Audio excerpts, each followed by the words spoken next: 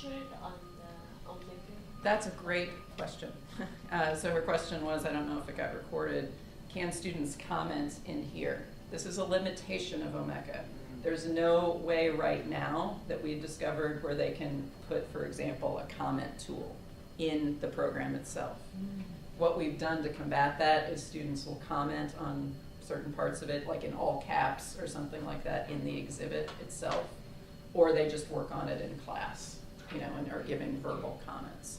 So there's no commenting tool right now within the software. Okay, I have another question. How many layers can you build up? As far as I know, unlimited. There are, and I'm showing you one thing I should, and we can do this in the demonstration. I had my students set it up a specific way so that they had one image with text, but you can create pages where you have multiple images with text. There's all different kinds of formats, and you can do different layers within it. So it's pretty powerful in the sense of being, as far as I can tell. Okay, I don't want to dominate others, but Yeah. in terms of the pictures, images, do you have a specific position that you have to place, or can you do it in any way you want? Any way you want. Okay. Well, I don't want to say that. I mean, it says left justified, right justified, center, but there's different ways of doing that. Next week on genius.com, we're going to talk about annotating the web. So any of these that are open, you should be able to. You should be able to. Type in it.genius/Omeka H202. If this is open, as a class site, you Right. wouldn't be able to do this. But if it were an open thing, you would be able to add the public's comments. Is there something that you can do in here that you couldn't do in something like Google Sites? You can. You can do it in Google Sites or something like that. This was something so one of the reasons we became interested in it is because major museum collections are now using this. And so we thought it would be good for students in art history to do. The Smithsonian actually now is running through an Omeka server. This is complicated, but this is the open source, online version, but there you can also buy your own Omeka server and do this sorts of things. So that's one of the reasons we were particularly interested in it. And it is geared toward collections and items. And when we get into the sort of lab portion of this, I think you'll see that that's the case. The Dublin core thing was something that was new to me, this way of Yeah. the way of categorizing things. And like every Dublin core, they say here are 15 fields and everything can be within these 15 fields. We can catalog anything. And that Plus or is minus. key. So this, in terms of cataloging, I don't know if I can do this. Just show the Dublin core to see what we're talking about. We've customized this for our site, but on the basic sort of omeka.net, and we can deal with this, it gives you specific items to catalog each image. So this teaches for our students that you have to sort of be responsible for getting all of this information. So that's something kind of unique to this that makes it suited for museums. And the idea of specificity and consistency between what you put down as a description and what I put down as a description, like that would be kind of an interesting team project, I think. That'd be So I'm actually really interested in the metadata, the Dublin core piece of this. Yeah. Is this something that's like is this something that is manually input, or is this like a widget within Omeka? Like for example, on the example where you had the student with the Dublin core, is that something they manually input, or were the settings already there too? Manually input, so Okay. it teaches them to do it. So I'm going to go to the site setup for the class so you can see what a Dublin core, the basic sort of looks like. Is this something that you preloaded, or they? This is the default that I'm that's showing great. you now. Okay. So this is all in here now, but these things are specific, and I did not study up on my Dublin core things. Anyone in SLIS? Librarian. Okay, so this is something that comes from your world, I think. Yeah, it does. But I don't know. It's fine. No, for us, there might be some use in that. Right. So this is the default. Great. Okay. But a lot of these things, it explains what it is. These are things that weren't relevant to us, Sure. particularly. But this is what's great. So here's identifier, and it tells you what that is. You can customize this label and this label for whatever you need.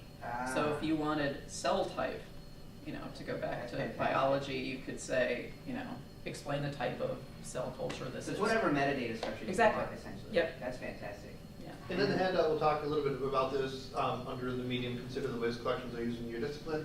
There are plugins available on omeka.net Right. for these different disciplines. So Okay. if you're in biology, they might have, I didn't look into it, but they might have their own specific one.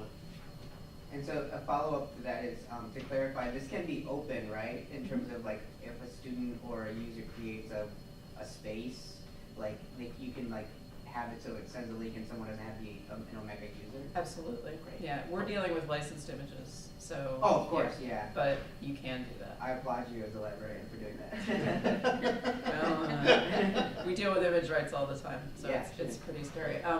This is another cute story, is that the students are so excited about this, they want to show their parents. You know, and their parents are remote, and the site is private, so what Right. I've told them to do is open it for, you know, an hour, call their parents, tell them to look at it, and then close it. Sure. That's what they do. All right, let's jump in and get you all to play around in the shallow end of this pool. So the way to do that is you should all now have in your email, I believe, an invitation from omeka.net with a link to click, and you click the link, and then it'll encourage you to add in your name and some basic information, not credit card numbers or anything. And does everybody have one of these activity sheets? And is there Please. anyone who did not get an email? Because I think that I've added you all, but if you didn't. And we can just jump in, and you're actually on this one already, that I am. teaching lab. Great, so, And it's very less in depth than what we just saw with yeah. students. So like- because we didn't really know what we were doing, the current recent items here that we put in, they might not quite be up to library standards. And there's certainly, this is an education, I think this is, it's still private, right? Margaret, did we make it private? Yeah, it's private. All right, so this is an educational setting, so that's why we have copyrighted Mario the Cat videos.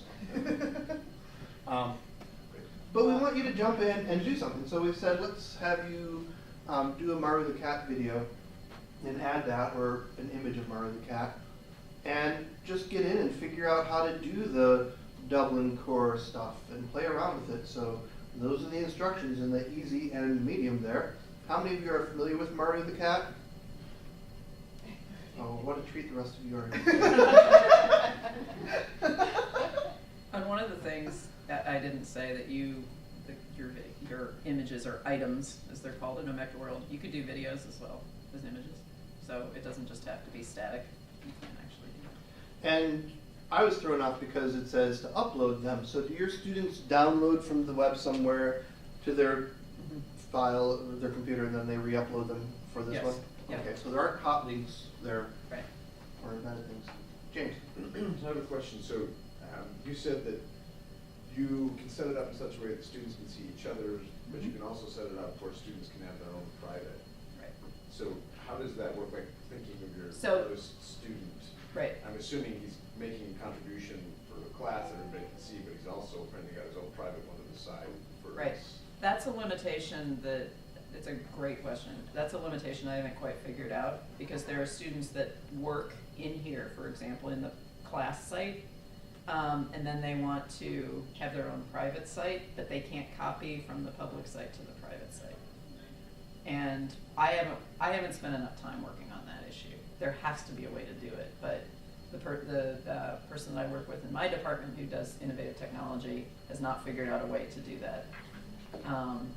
So what I've done is explain to the students at the beginning, we're working in, you know, this public environment. When the class goes away, this will go away. If you want it, you need to copy over your, but there's no, they can't push a button and copy the whole exhibit. Import, export. Right.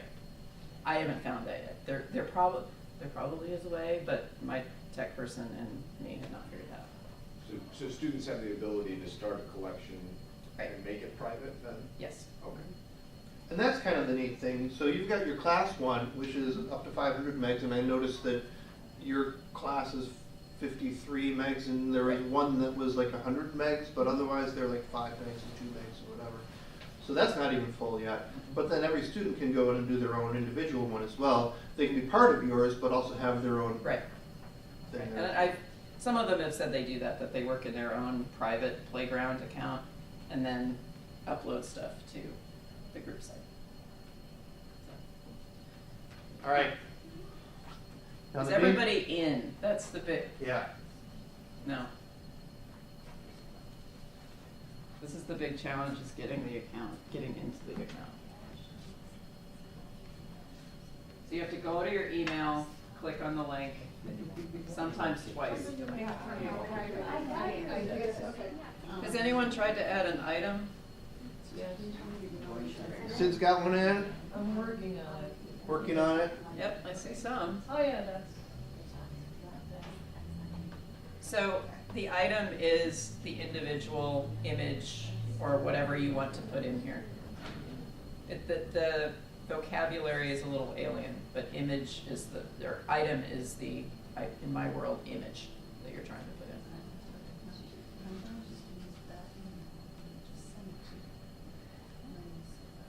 Then you should get an email to that account that will invite you directly. And these tabs across the top are where you can add the under file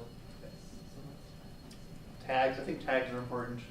One of the Tags, things, boxes. one of the things I really like about this is it forces you, before you put the image in, to do the Dublin core information. So it makes you accountable for getting the metadata in before you put the item in. And students hate that because they want to put the image in first, but this forces them, oh my goodness, I have to do the credit information. Right.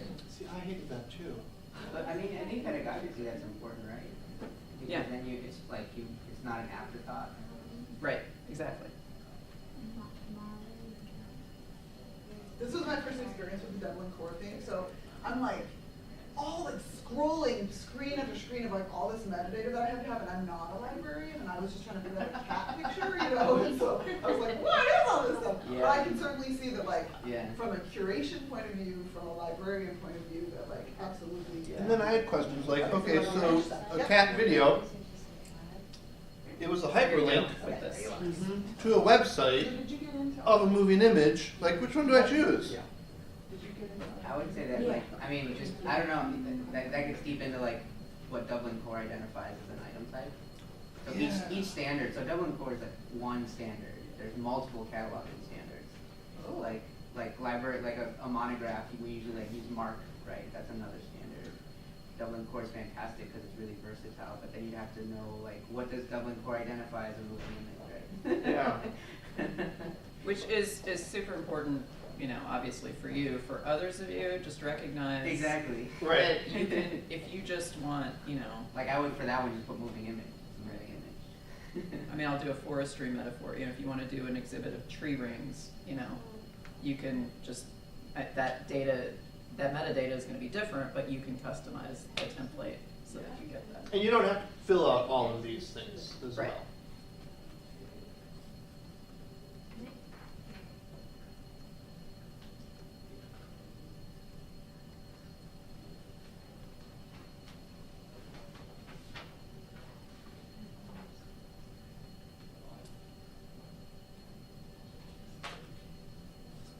So one challenge with this is, as you can see, people are adding stuff.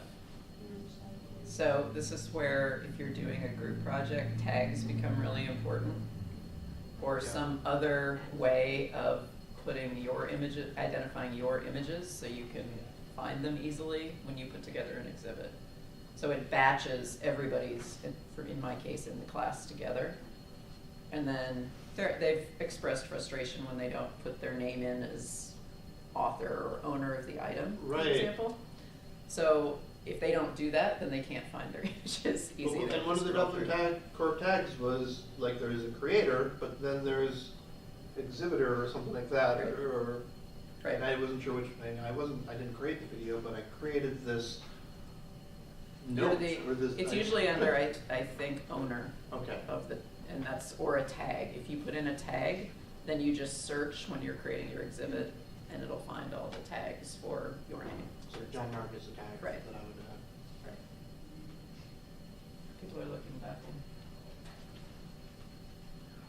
So it's a two-step process of uploading the item and then creating the exhibit. Did you guys get in? I'm in, but I'm not seeing like The stuff. the stuff. Like what on my dashboard, that's all I see. How do you add the image after the metadata? Okay, so let me go back to items. Did you add me wrong? Oh, I didn't add It's you. all up here. Ah, So where it says files, Well, that was the username. You that click on I files. Because I couldn't use Aholibus because Thank you. Oh, you already I, used it. yeah, with my wrong email. My personal email. and then over the far menu bar is the tags after you add the image, and that's where you can put in. Yeah, you can remove that one. So it's up here. After you add tags, you have to click on the Add Tags button, and then you have to click the Save Item button, I think. Or add item, yeah. Yeah. Can you talk about, what's the difference between a site, an exhibit, and a collection? Oh, thank you. Good question. Okay. Go ahead. Yeah, part of Omeka, this is why getting the EI grant was essential, Yeah. and thinking about, we have a glossary for students of all of these terms, because it's just really confusing. So a site, I like to liken to your playground. That's where all of this is stored. So the site is the domain of what we're working in right now. And we have a group site, so we're all working within that playground. Items are the individual collection items. Collections are, and you might have to help me with this, but groups of the items, you're batching them and putting them. So let's say you're an artist and you've got your portfolio, but you work in prints as well as painting as well as sculpture. You can create collections based on the different media that you're working in. Exhibit is when you select from items and or collections to create something that is the final display of those things. So a museum might have 1,000 Frank Lloyd Wright Right. somethings, but for the exhibit, their exhibit hall will only hold 40 of them, so they have to choose the 40 for their collection, or for the exhibit. But if you think about this, I think the museum sort of metaphor is really great. You know, when curators decide what to put on the walls, you know, they have a whole collection that they want to look at. And actually curators use Omeka too to try to position things relative to one another and think about sequencing. That's a lot easier than hauling out the paintings and putting them up on the walls. So that's another way that this is a tool. And then the exhibit, will that also let you write kind of like the unit, like an item will have its metadata, and then when it's part of an exhibit, it might have a little description that ties it to that exhibit. So I'm going to show another one, just not to confuse people, but just to, I think, maybe this is, yeah. Oh, no, it's not hers. Shoot.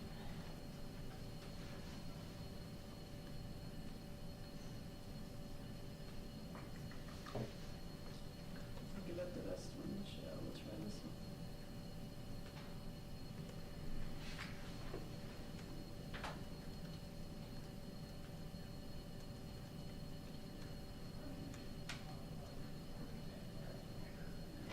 Of course, once you need a good example, you can't find it, right? So on a group site, all of the items that everybody uploads are available for anybody to grab and For put in anybody their to own use. personal collection. Eh. Can people add to other people's collections? That depends on their permissions, okay? So when we added, did you add them as supers or as? Add everybody's contributors. So currently they're contributors, and at some point on the sheet, you give them a chance to make their own site and they would be supers then, right? Right. Sorry to talk in code. When you Yeah, I don't know either. let's say you're the professor of the class and you want to invite your students to a site. You can add them in different categories and different levels. And this is all explained on the basic page. If you add them as supers, they can manipulate everybody else's things. you add them as, there's 4 different categories, and I can't remember all of them, as contributors, which is what you guys were added on. Then you can contribute the items, but you can't necessarily make collections and exhibits. You just add the items, okay? So those different levels of permissions give you abilities to do different things. That was another challenge the first semester we did it. We added them at the lowest because we didn't want them to be able to do anything. But then it ended up they actually couldn't do anything other than add items. And so they were like, I want to make my exhibit, I want to make my exhibit. And so then we had to read more and adjust the categories a bit. So again, it's this vocabulary, and that's my big caution on this tool. You have to know what you're doing before you let them play with it. Once they're in, they will figure out things that you never figured out, but if you don't know this vocabulary and the basic architecture, it takes quite a while to do. Sid, to come back to your question, you wanted to see what they could do, so I'm going to go back to Brian's for just a second, because it's pretty good. So I'll build an exhibit with John's permission here in a second just to show you. Using some of the cat videos, but you can, the first page, you have an option of adding all of this text, right? Then your second, when you get into your image-based things, what you get here is the image. If you click on the image, then you get all the metadata. Okay, again, customizable to what you need. But you can also, you have the option of adding text. You even have the option of georeferencing this in a map. I mean, there's all of these different things other tools that you can use using various plugins. But to answer your question, you can add text. So this is one of the big differences between, say, Google Sites or some other content management service, is that this one follows a very strict sort of industry standards for these things, whereas Google Sites, you'd have to build that yourself. So let me show you just something else that this can do. So this was built through our department, a student-curated exhibit using Omeka, and this was actually an exhibition that was at the museum, but we have an online. This lives on beyond the exhibition. That's another way Omeka is being used. Same look on the front page. You have the overall statement of what the exhibit's about, but just to show you what it can do, these are different themes that the students did. So in this case, there's a mini theme within the overall exhibit called the public self. This is portraiture. So there's a statement about that. Then the page is built having multiple items or images on the page itself. You click on that, you can get the Dublin core sorts of information. But to answer a question that was raised right at the beginning, let's say you wanted it to look like the exhibit before. You could set it up to click on one of these, have more text on that image, and then another layer to the Dublin core. So that's what I mean. You can create multiple layers throughout this. Does that make sense? On a file tree. So you can do lots of different things with it. So for me, one of the big advantages of this type of a program is that structure is very structured, and it actually, like, I could make something myself that would look, I think, prettier, but it would not look like something that somebody else made. And if I wanted to have a class project, there's sort of a sense of, we're all going to make this thing together, and I don't want it to just be John's personality that, makes it, I want them all to sort of have some sort of consistency and uniformity. And especially in our history or in library science, having some sort of a collective industry standards thing would lend a level of authenticity to the assignment that it's not like, oh, I'm going to make a Google site. It's like, oh, I'm using the same software that the Smithsonian is using, and that way I can leave this class saying, oh, I know how to do Omeka things, and I can bring that to my next interview or whatever. And we've really stressed that this semester, and they really like that. They feel like it's more authentic.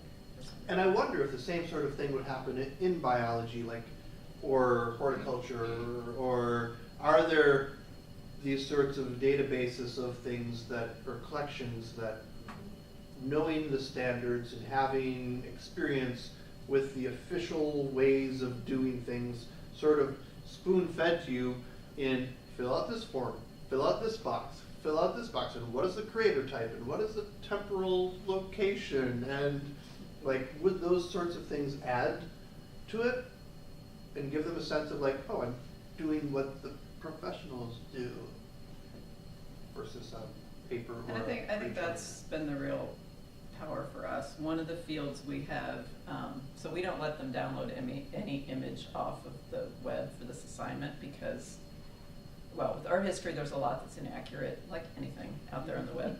So we require them to use particular image databases. And one of the things that they have to put in there is information from where they got that image, so that they understand that images are tied to, to copyright, to these sorts of things. So they hate it, but they also come to understand that you can't just willy-nilly borrow things from museum websites. And, like we're doing. right. Exactly. Can't do this. So I'm just, with John's permission, walk through an exhibit. So we don't have an exhibit yet for our group, so I'm gonna just add one. She is a super, so she can do that. You guys, as contributors, cannot, unless you create your own site and manage it, and then will be the super for that site. So I'm gonna show you a couple glitches and things. So this is the title of the exhibit. The slug is the URL, what you want in the URL. So, and that's this thing. And then credits, that would be where you would put, who you are and what you're doing. This is the description for the site.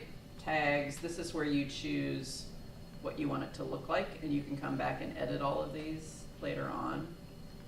I have no idea why I chose that. This is where it gets a little wonky, and you kind of have to decide what you want to do. The key is to add a page, and this will be subsequent to the introductory page. So it's not like you add the overall, you can save it. Why don't we do that? I'm sure that's easier. Let's see if it's adding. So this is what it looks like. Okay, the overall page. So you can see, if I would have put in text, it would have been right in this area. It credits me that way. Okay, so that's sort of basic. Now, from here, you edit it. Now I want to add a page with an image. So this is cat 1. You have to add the slug. It will create a URL if you don't put anything in there based on the title. So it doesn't really matter what I do. Decide how you want it to appear. If you don't want an image or an item, you can just have another text page, okay?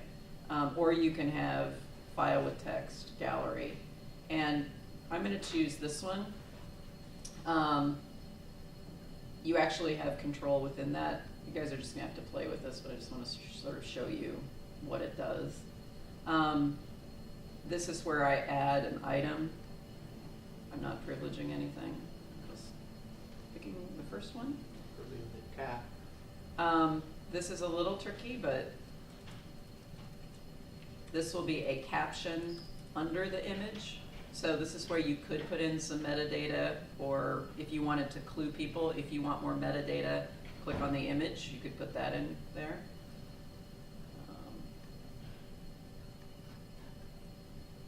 And then here is where you add the descriptive text.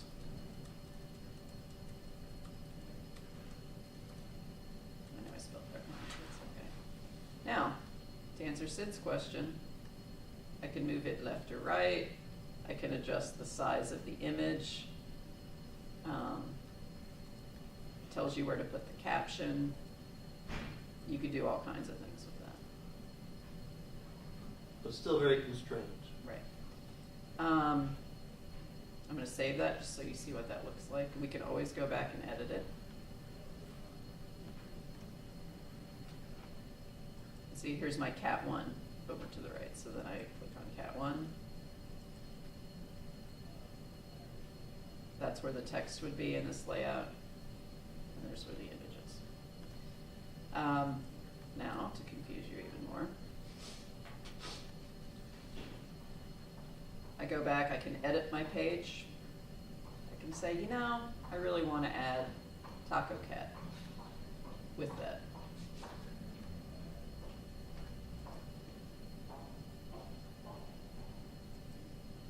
I can save that. I can go in, see what.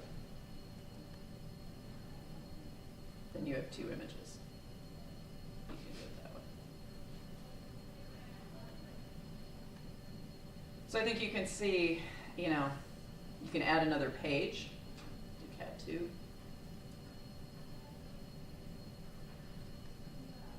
So in this case, every page is another item in the exhibit? Right. So I'm just trying to go through this quickly without adding any text so you can see what it looks like.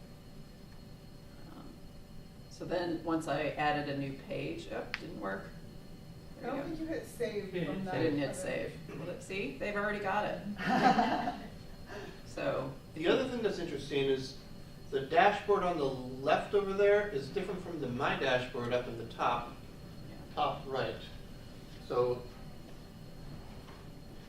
Margaret found this out the other day. She's like, I clicked on dashboard view and it says it doesn't have what you said it was. And I was like, oh, why is that? But apparently if you clicked on My Dashboard, it does. It's not perfect software. It was confusing because then when I clicked on my dashboard, the heading at the top of the page still said dashboard instead of saying my dashboard. So, So then it's not perfect.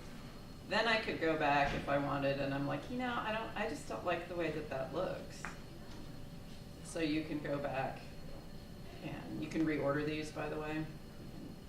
Cat 2 on page 1? So you can move them around. You can go into Cat 1 here, decide I don't like the file with text. So instead of having them on one page, sort of with narrative around them, it will look different. I don't remember which one I changed, Cat 1 or Cat 2. But there's different ways of ordering them once you use them. And, then last but not least, and there are some nerds, I have art historians, so you can just imagine.